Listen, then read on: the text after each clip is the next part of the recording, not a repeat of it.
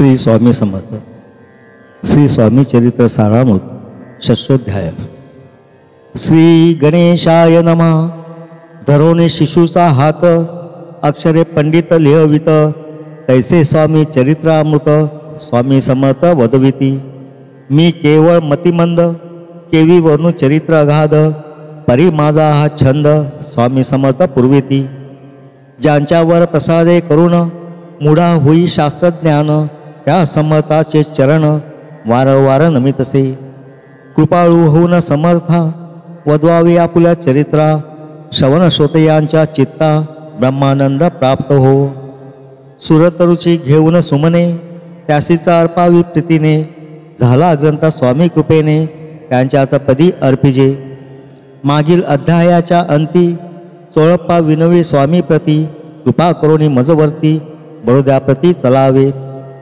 भाषण ऐसे ऐकूनी समर्थ बोलते हसोनी, मल्हाररावांची या मनी आम्हाविषयी भावनसे. म्हणून तयाच्या नगरात आम्हा जाणे नवे उचित, अक्कलकोट नगरात आम्हा राहणे आवडे. ऐसी ऐकून या वाणी चोळप्पा खिन्न झाला म्हणी, त्याने सत्वर येऊनी तात्याप्रती सांगितले. ऐसा यत्न व्यर्थ गेला, तात्या म्हणे चिंतावला, आपण आलो ज्या कार्याला ते न जाय सिद्धीसी. परी पहावा यत्न करोनी, ऐसा विचार केला म्हणी, मग काय केले तात्याने अनुष्ठान आरंभिले. ऐसे नाना उपाय केले, परी ते सर्व व्यर्थ गेले, कार्यसिद्धीस न गेले, खिन्न झाले मुक्त्यांचे. भक्ती नाही अंतरी, दांभिक साधना ते करी, तया ते स्वामी नरहरी प्रसन्न कैसे होतील. तयाने माजविली ढोंगे आणि केली नाना सोंगे, भक्ती विन हटयोगे स्वामी कृपा न होय.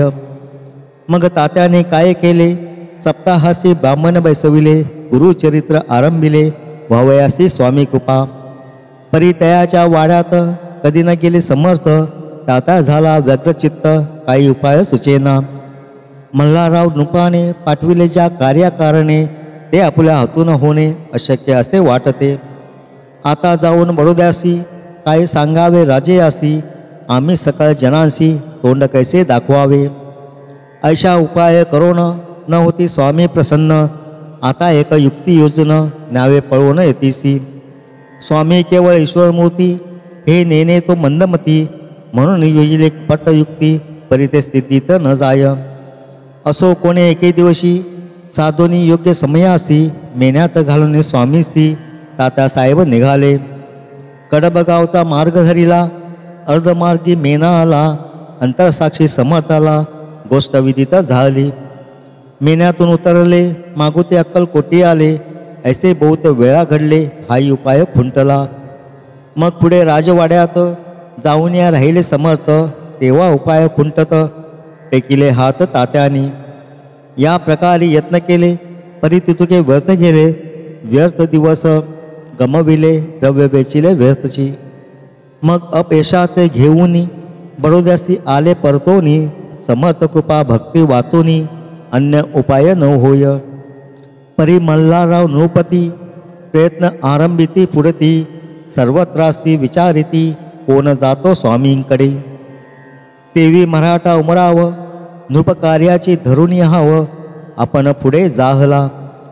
स्वामी कारणे वस्त्रे भूषणे, धन आणि अमोल रत्ने, देवने त्याजवळी नृपाने आज्ञा दिली जावया. तो येऊन अक्कलकोटी घेतली समर्थाची भेटी, वस्त्रे अलंकार सुवर्ण ताटी स्वामी पुढे ठेवित. ती पाहून समर्थाला तेव्हा अनिवार्य क्रोध आला. यशवंता पाहुणी डोळा काय तेव्हा बोलले, अरे बेडी आणोनी सत्व ठोका याचे चरणी, ऐसे त्रिवार मोठ्याने समर्थ क्रोधे बोलले. क्रोध मुद्रा पाहुनी यशवंतराव भ्याला म्हणे, पाळे तोंडचे पाणी लटलटा कापू लागला.